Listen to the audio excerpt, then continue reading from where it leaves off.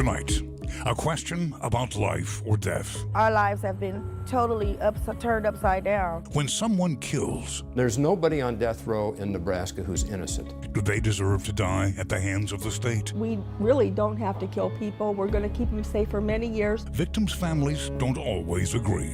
You can't change him. And so I think it's individuals like him or what the death sentence is for. Last year, state lawmakers ended Nebraska's death penalty. I don't believe that anybody ought to kill anybody for any reason. But enough people signed a petition to put it on hold. There needs to at least be that penalty available in those certain extreme cases. This November, voters will have the final say. Even if Nebraska voters decide to bring back the death penalty, we're still not going to have a death penalty because we can't get to drugs. For the next half hour, the death penalty has not actually been used since I was 5 years old, so it's something we need to get rid of. a WOWT 6 News special.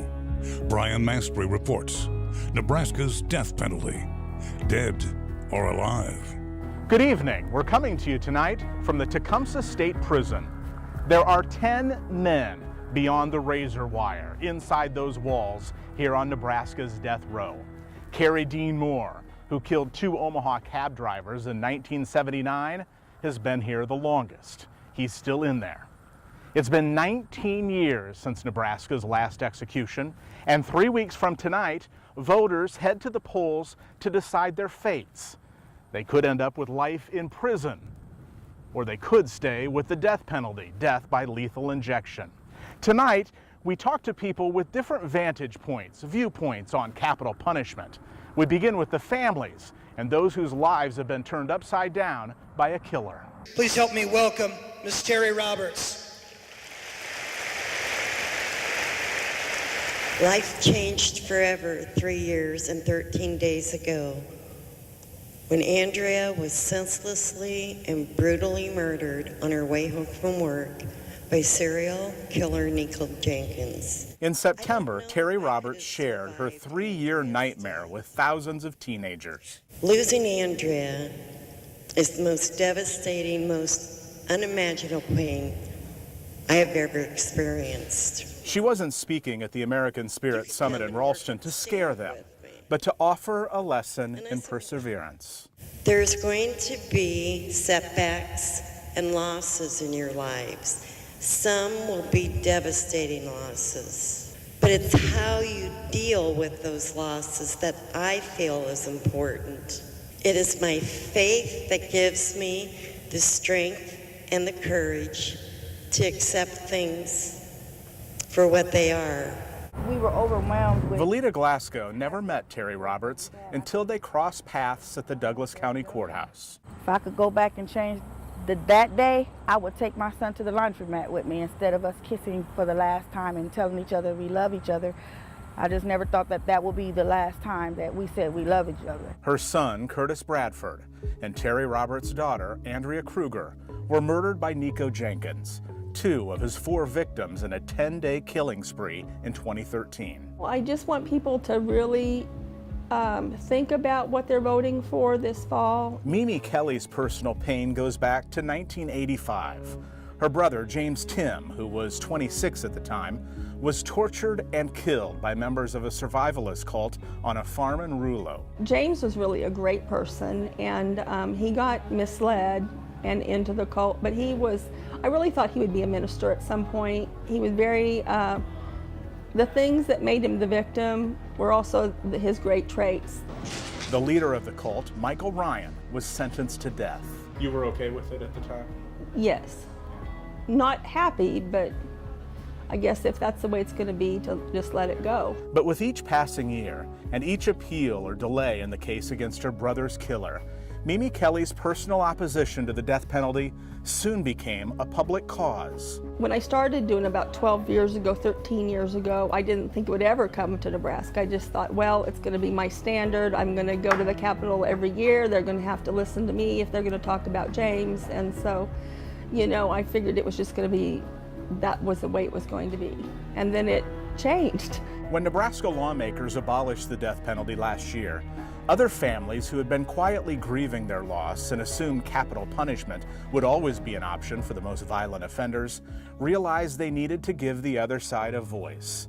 Nico Jenkins could become the 11th person on Nebraska's death row if it still exists. His death penalty hearing is scheduled 6 days after Election Day. Do we continue to feed them? I have to help clothe the man that killed all these people, including my son, so I don't feel as though that is right. I don't think just locking him up is the answer because getting out is going to be horrifying. If he figures out a way out, it's going to be horrifying for a lot of people. Curtis Bradford's mother is on the same page with Andrea Kruger's mother. Nico Jenkins must pay with his life for what he did to their loved ones. He and his sister Erica shot Bradford in the head. There was never a clear reason why. Andrea Kruger died when Nico Jenkins and his uncle jumped out of their car and stormed up to hers, killing her for no apparent reason. What I want to make sure of is that an individual like Nico Jenkins, he's evil. There's not an amount of resources that we could provide him that will ever change him. I mean, he's the one that said he was going to murder if he was let out, and he held true to his word. You can't change him. And so I think it's individuals like him, or what the death sentence is for. It has nothing to do with revenge. Capital punishment is not going to bring my daughter back or any of the other victims. In my mind, it's simply a case of protecting innocent people. Coming up, they found his body lying in the road the next morning. we look back on the history of the death penalty in Nebraska. Some wonder, why hasn't it been used more? You get lost in the words. Ballot confusion, how to make sure the box you check for the election means what you think. I'd written him letters to say, hey, you know, God still loves you. And why one Nebraskan reached out to her brother's killer. When Brian Mastre reports Nebraska's death penalty, dead or alive, continues.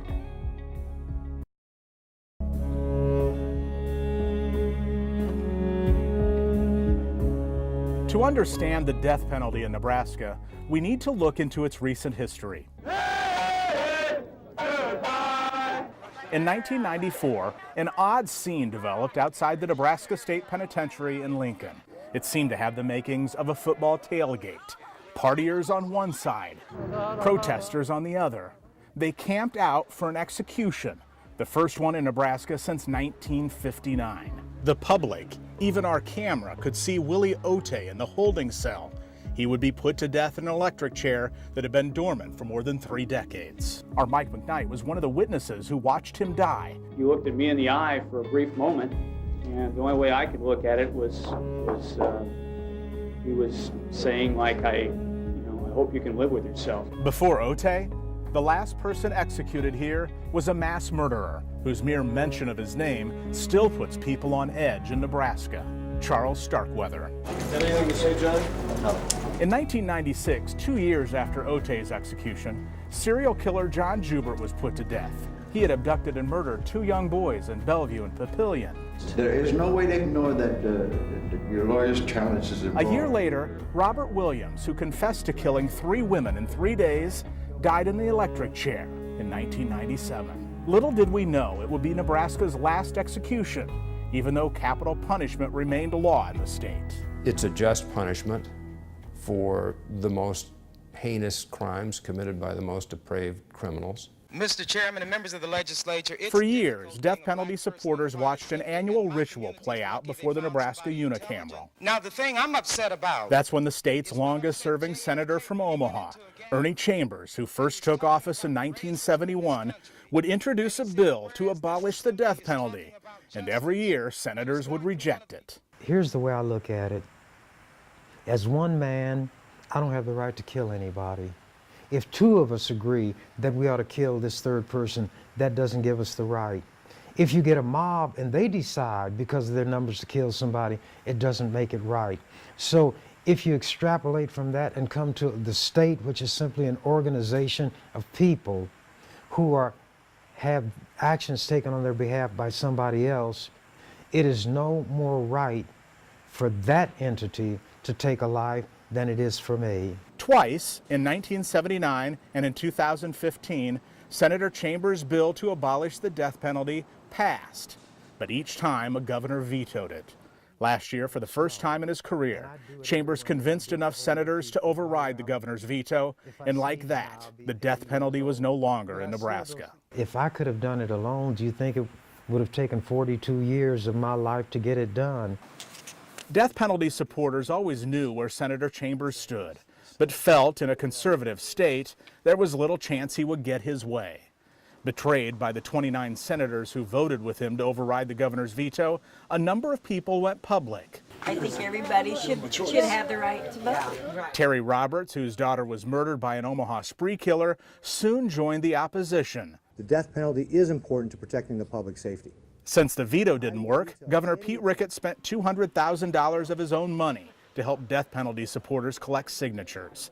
In 90 days, Nebraskans for the death penalty turned in 3 times the number they needed, bringing in 166,000 signatures to the Secretary of State. Because they turned in so many, it was enough to get the issue on the ballot and put the law on hold until Election Day. My hope is that our state government will take to heart the voters of Nebraska and their strong vote to keep the death penalty, and that now, rather than throwing in the towel, they'll set about the process of fixing it. Coming up, I bought into that argument that we needed the death penalty to keep Nebraskans safe. But it's been 20 years. How has Texas managed to carry out executions in the last 20 years, and Nebraska has not? And I don't think the state of Nebraska has abused the capital punishment sentence, so I think we need to go through with it. Plus, wrestling with the fear of putting an innocent person to death. When this WOWT 6 News special, Brian Mastre Reports, returns.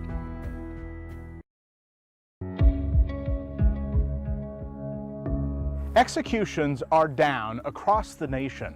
So far this year, 16 people have been put to death, the fewest since 1991. It's not that the state didn't try to use the chamber at the state pen in the 19 years since Nebraska's last execution. Remember Kerry Dean Moore, Nebraska's longest-serving member on death row, 36 years? His execution date had been set and then stopped 6 times. In 2008, the Nebraska Supreme Court ruled the state's use of the electric chair was cruel and unusual and unconstitutional. The electric chair went away, so lawmakers mirrored other states and changed the execution method to lethal injection. But that's been a problem too. One of the 3 drugs used for lethal injection is illegal to import into the United States. We can't get to drugs. There's still going to be Supreme Court mandated appeals. We can't change that. And so it's a broken system. So I think Nebraskans are beginning to focus on that, to say, you know, why do we have the death penalty then if we can't use it? The drugs that are used in Nebraska's lethal injection protocol are the same that are used in the federal protocol. And I think that the people who adopted it felt that, well, if this was what the federal government was doing, it should be appropriate for us too. But now it's the federal government itself that is standing in the way of Nebraska obtaining at least one of those drugs. Close to 3,000 people are on death row in the United States. 10 of them here at Tecumseh, Nebraska. California has the most, more than 700. Florida, 400. Texas, 250. But even Texas, the most active death penalty state over the years by a large margin, has slowed down executions. Unlike other states, getting the lethal injection drugs isn't the problem. The courts are stepping in more and more than usual. This year, Texas has executed 7 men. The number hasn't been that low in 20 years. For the 7 executed, their average length of time on Texas's death row, 14 years. Colt killer Michael Ryan spent 30 years on Nebraska's death row. The length of appeals was one of the reasons victims sometimes push back against the death penalty. That takes at least 30 years probably, and if you want to live in anger for that long, waiting for this thing to happen that may not ever happen, that's probably not good for your own mental health. Mimi Kelly took it even further. Trained as a nurse, she took a part-time job at the very place that housed her brother's killer. Did you run into Mike Ryan there? I saw him. What was that like? It was unique. I knew I would, sooner or later. He looked much the same then as I thought he would, full beard, and he was kind of taken in as well as my brother. He had a rougher childhood that he never would admit to. Things just didn't really go the way it should for him to have a good adult life. Michael Ryan never saw the execution chamber. Last year, he died in prison of medical problems at the age of 66, 3 days before Nebraska lawmakers repealed the death penalty. This WWT 6 News special continues after this.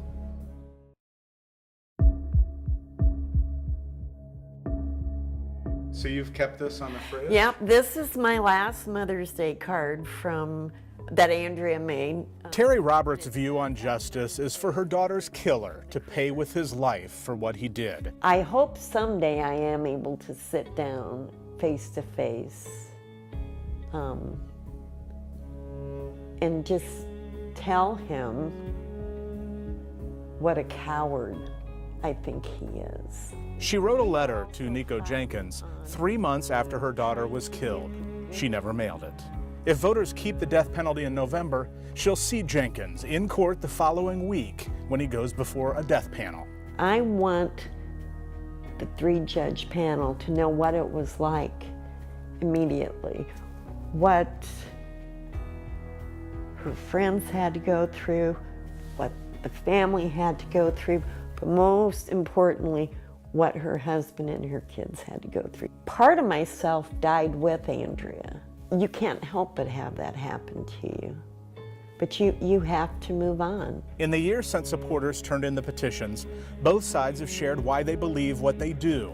It's personal for many of them. That's her 3-year-old and 5-year-old that never got to see their mother after she went to the bank. Vivian Tuttle's daughter, along with 4 others, murdered in 2002 during a botched bank robbery in Norfolk. The killers, all 3 of them, are among the 10 men on Nebraska's death row. Yes, I want these people to have the death penalty. Well, I'm a classic example. Opponents of the death penalty have been just as vocal.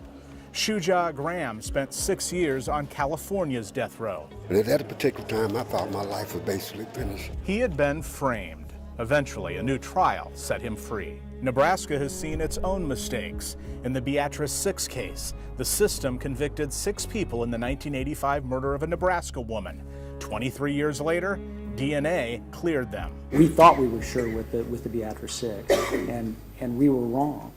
And so if that can happen, then I just don't think it's acceptable for us to do it. The ballot is going to be confusing. No matter what you believe, it's important to know what the words on the ballot mean. The easiest way to think about it that we've told our supporters is, do you want to repeal or retain what the legislature did, which was to do away with the death penalty? In this case, a vote for repeal means you want the death penalty.